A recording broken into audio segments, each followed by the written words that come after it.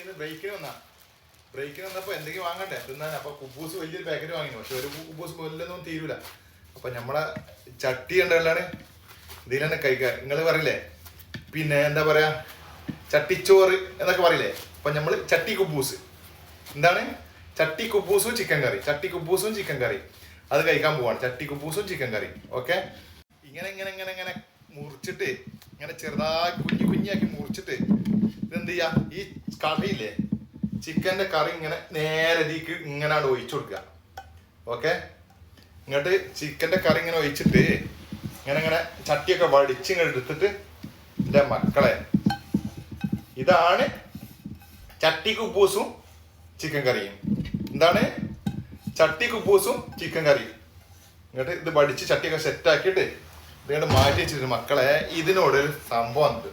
ഇങ്ങനെ പിടിച്ചിട്ട് മോനെ